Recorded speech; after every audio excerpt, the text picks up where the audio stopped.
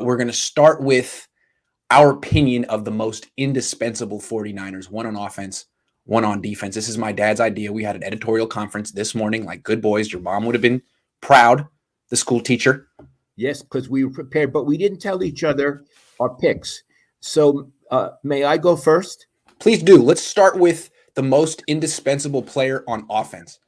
Trent Williams. Oh, that's what I'm going to say. That's exactly what I'm going to say. Absolutely. No question about it. I think we did this last year and said Kyle Juszczyk, but Ross Dwelly's a good backup. They've won games without Kyle Juszczyk. The backup for Trent Williams just tore his ACL. So I don't know what they would do without that guy. It's interesting that we both picked the left tackle. Now, let me say who we didn't pick. Yes. A quarterback. Absolutely. In the past, the answer had to have been Jimmy Garoppolo, and the numbers bear it out. They're 22-8 with him. They're just freaking awful without him. But that was kind of a function of backups. Now they have the number 3 pick in the draft as this on the team, and Rosen, who was the number 10 pick. They have a lot of talent in that room. I think they might be able to win games without Jimmy now. Maybe. Yeah, and they're assuming that Trey Lance, they're going to win a lot of games with him. We'll come back to him in a bit. Well, that's very interesting. We picked the same guy, and it's a very conservative pick, but I like it. Okay. It's the right pick. Just other people we didn't pick. George Kittle. He's very important. He missed 8 games last year, but I think the left tackle is more important.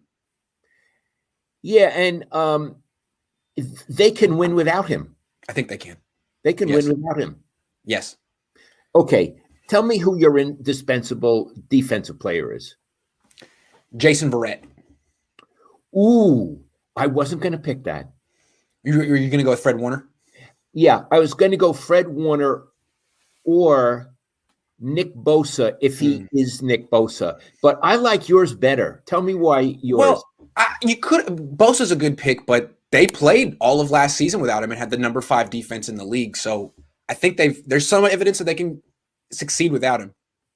They haven't played a game without Fred Warner. He's never missed a game. He's been in the last 3 years. So who knows what their defense would look like without him. He's the leader, the quarterback. But Jason Verrett plays an extremely important position. He's very good at his job. And again, if he gets hurt, which he does sometimes, I have no idea who the backup is, like a rookie or something. So I think he's it's a depth thing like it is on offense with Trent Williams. There is just no backup for Jason Verrett, and he's so good. He transformed the defense last year. I love your pick, and I didn't even think of that. I still want to stick with Fred Warner because I think they'd be in trouble without him. Yeah. So let's say co-indispensables. Can we live with that? Absolutely. Yeah. As soon as I said Jason Verrett, I'm saying, wow, I'm not saying Fred Warner. It's a very easy argument to make for Fred Warner. He's the best player on the defense. Yeah. Okay. So they're co MVPs.